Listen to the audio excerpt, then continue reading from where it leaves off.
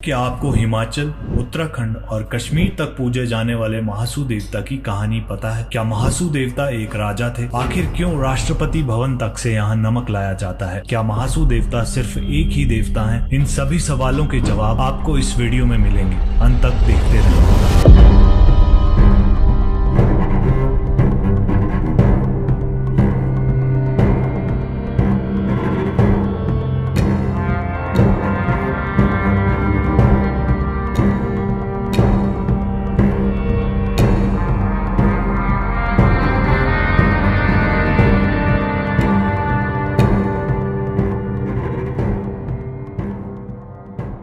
महासू देवता हिमाचल प्रदेश के प्रमुख लोक देवता हैं, जिन्हें न्याय, साहस और लोक कल्याण का प्रतीक माना जाता है। महासू देवता 4 भाइयों के रूप में पूजित है।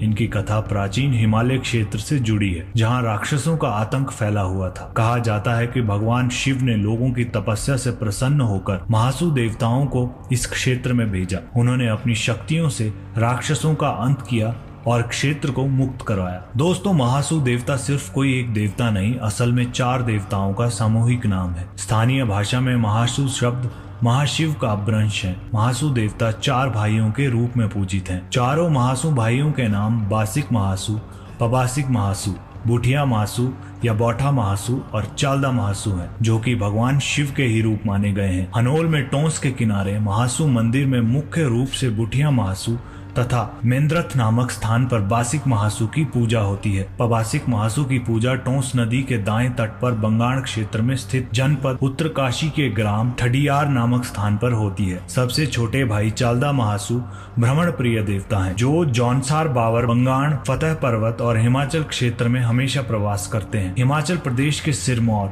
सोलन, शिमला, बुशहर और जुब्बल तक महासू देवता को इष्ट देव के रूप में भी पूजा जाता है। इनकी पालकी को क्षेत्रीय लोग पूजा अर्चना के लिए नियमित अंतराल पर एक जगह से दूसरी जगह प्रवास पर ले जाते हैं।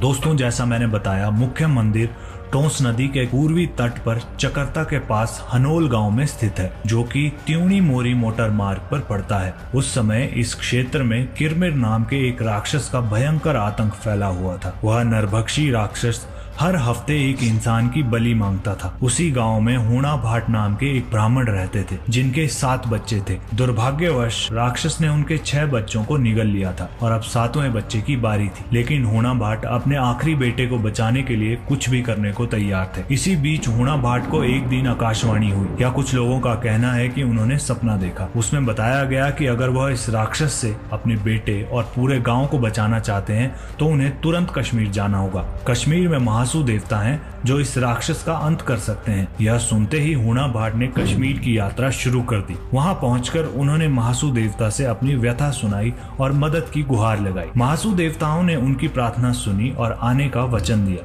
उन्होंने हुणा भाट को चावल और फल देकर कहा, इन्हें अपने खेत में डाल दो और हमारे बताए गए समय पर हल चलाना। उस समय हम प्रकट होंगे। लेकिन इंसानी स्वभाव जल्दीबाजी का होता है और हुणा भाट राक्षस के जल्द पतन के लिए जल्दीबाजी में आ गए। कहा जाता है कि इस कारण हुणा भाट ने महासू देवताओं द्वारा बताए गए समय से पहले ही हल चला दिया। जब देवता प्रकट हुए तो सबसे बड़े भाई बासिक महाराज की आंख में हल लग गया, क्योंकि हल समय अवधि से पहले चला था और उनकी दृष्टि चली जाती है। वहीं बौठा महाराज के पैर में हल लग गया और वे चलने में असमर्थ हो गए, जिस कारण उनका भ्रमण सीमित हो गया। इस घटना के बाद यह मान्यता है कि बौठा महाराज को वहीं स्थापित किया गया था जहाँ वे चलने में असमर्थ हुए थे। तीसरे देवता पबासिक महाराज जी हैं, जिन्हें हल कान में लगता है।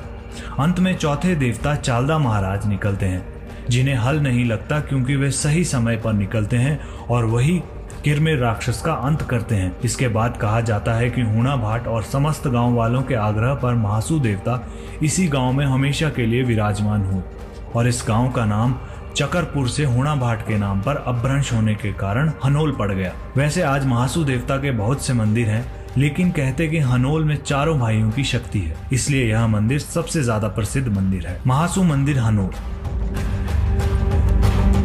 हनोल मंदिर का एक समृद्ध और रोचक इतिहास है जो 8वीं सदी ईस्वी से जुड़ा हुआ है। किंवदंतियों के अनुसार यह मंदिर पांडवों द्वारा उनके वनवास के दौरान बनवाया गया था। कहा जाता है कि इस मंदिर का निर्माण उसी स्थान पर हुआ था जहां भगवान महासु ने पांडवों को वनवास के दौरान दर्शन दिए थे। तब से लेकर अब तक इस मंदिर में कई बार नवीनीकरण और पुनर्स्थापन किए गए हैं, जिनमें सबसे हालिया नवीनीकरण 20वीं सदी में हुआ था। मंदिर की सबसे खास बात यहाँ रखे गए गोलाकार 2 पत्थर है जिन्हें भीम के कंचे कहा जाता है। मान्यता है कि इन पत्थरों को वही उठा सकता है जिनका मन पूरी तरह पवित्र हो। इस मंदिर की एक और अनोखी विशेषता यहाँ मौजूद बकरों और बकरियों से जुड़ी है, जो इसे और भी खास बनाती है। मंदिर परिसर में आपको कई बकरियां और बकरे आजादी से घास चरते और घूमते हुए दिख जाएंगे। दरअसल जिन लोगों की मनोकामना यहाँ पूरी होती है वे खुशी से यहाँ बकरा या बकरी लाते हैं। इनका मंदिर से विशेष रूप से तिलक किया जाता है और फिर इन्हें परिसर में छोड़ दिया जाता है। सबसे खास बात यह है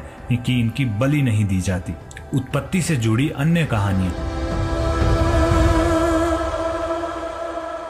दोस्तों, महासु देवता की उत्पत्ति से जुड़ी कुछ और भी कहानियां बताई जाती हैं, जैसे कि कार्तिकेय से जुड़ी कथा। यह कहानी शिव पार्वती के पुत्र कार्तिकेय की नाराजगी से जुड़ी हुई है। कार्तिकेय और गणेश के बीच हुए विवाद में शिव ने यह आदेश दिया कि जो सबसे पहले 4 धाम की यात्रा पूरी करके लौटेगा वही पूजा में सबसे पहले बैठ पाएगा। गणेश ने इस आदेश को नजरअंदाज करते हुए अपने माता पिता के पास बैठने का निर्णय लिया, जिसके बाद कार्तिकेय ने गुस्से में अपने शरीर के 4 टुकड़े किए। इन टुकड़ों को समुद्र में फेंका गया और इन्हें नाग देवताओं ने खा लिया। इन नागों से 4 राजकुमार नागों के रूप में जन्मे, जो महासु देवता के रूप में पूजे गए। नागों से जुड़ी एक और कथा।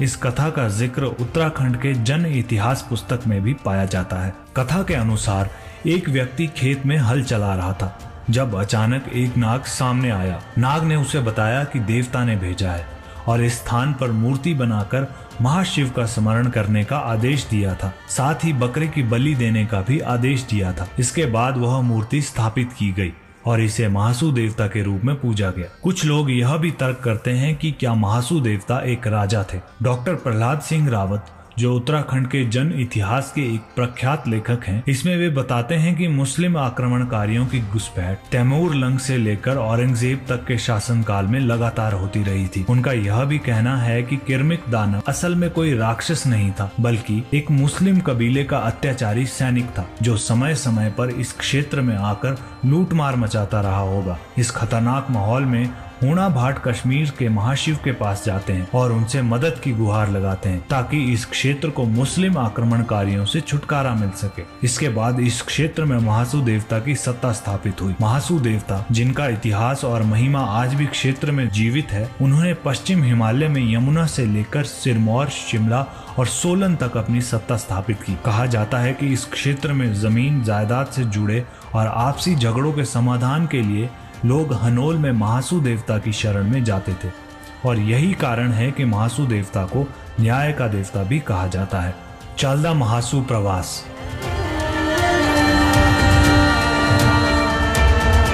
जब किरमिक राक्षस का अंत हुआ, उसके बाद बसिक महाराज और बोठा महाराज, पबासिक महाराज वहीं क्षेत्र बांटकर स्थापित हो जाते हैं, लेकिन चालदा महाराज रह जाते हैं।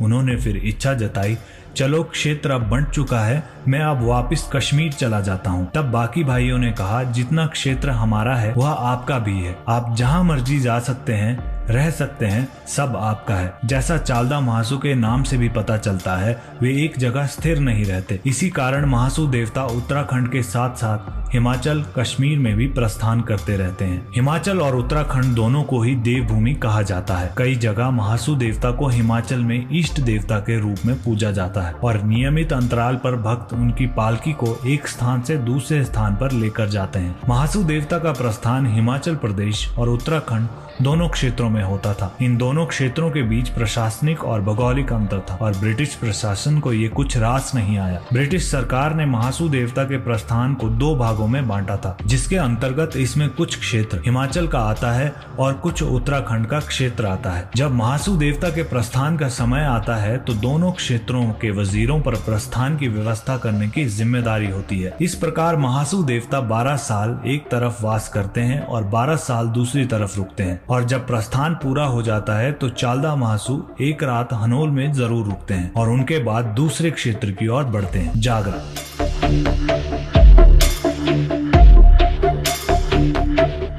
चालदा महासु देवता का वर्तमान निवास स्थान उत्तराखंड के देहरादून जिले के कलसी ब्लॉक के दासो गांव में स्थित एक नया और भव्य मंदिर है। आधिकारिक रिकॉर्ड के अनुसार वह अप्रैल 2023 में यहां निवास करने आए थे और 2025 तक यहां रहेंगे, फिर आगे बढ़ेंगे। इस समय अवधि में उनके व्यापक अनुयायी दूर दराज के पहाड़ी गांवों से दासो मंदिर दर्शन के लिए आते हैं। इस मंदिर में रोजाना हजारों श्रद्धालु आते हैं। चालदा महासु देवता का जागरा उत्सव मुख्य रूप से उत्तराखंड के हनोल और अन्य आसपास के क्षेत्रों में मनाया जाता है। यह उत्सव विशेष रूप से वैशाख पूर्णिमा के दिन से 3 दिनों तक चलता है। हनोल गांव में स्थित मुख्य मंदिर में यह उत्सव बड़े धूमधाम से आयोजित होता है, जहां हजारों भक्त एकत्रित होते हैं। इस दौरान परंपरागत संगीत, नृत्य और धार्मिक अनुष्ठान होते हैं, जिसमें भक्त देवता की पूजा और आशीर्वाद प्राप्त करते हैं। इसके अलावा जागरा उत्सव के दौरान अन्य गांवों में भी लोग सामूहिक रूप से जागरों और पारंपरिक नृत्य करते हैं। यह उत्सव पूरे समुदाय को एकजुट करता है और स्थानीय संस्कृति को जीवित रखता है। 4 वीर और उनकी उत्पत्ति। चारों महासु के 4 वीर भी है, एक तरह से महासु देवता के सेनापति जो उनका प्रतिनिधित्व करते हैं। इनमें कफला वीर बासिक महासु के वीर हैं, गुडारू वीर पबासिक महासु के वीर हैं, कैलू वीर बोठा महासु के और शेड़कुलिया वीर जो चालदा के वीर हैं।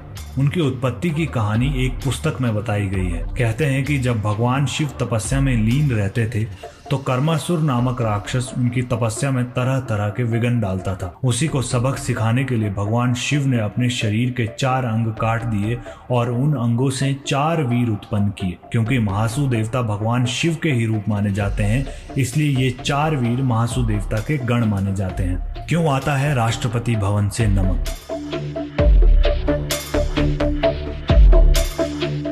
न्याय के देवता महासु और उनके न्यायालय का सीधा संबंध दिल्ली के राष्ट्रपति भवन से है। हर साल राष्ट्रपति भवन की ओर से महासु देवता को नमक भेंट किया जाता है, जो उनकी न्याय परंपरा का प्रतीक है। एक लेख के मुताबिक यह प्रथा सदियों पुरानी है। मान्यता है कि महासु देवता का प्रतीक चिन्ह डोरिया टोंस नदी में गिरकर यमुना के जरिए दिल्ली जा पहुंचा। वहां उसे एक मछुआरे ने खोजा और राजा को सौंप दिया। राजा ने डोरिया को नमक रखने के लिए इस्तेमाल किया, लेकिन इसके बाद राजा के साथ अनहोनी घटनाएं होने लगी। राज पुरोहितों ने बताया कि महासु देवता रुष्ट हो गए हैं। राजा ने देवता से माफी मांगी और प्रायश्चित स्वरूप हर साल नमक भेंट करने की परंपरा शुरू की, जो आज भी राष्ट्रपति भवन निभाता है। हनोल मंदिर कैसे पहुंचे?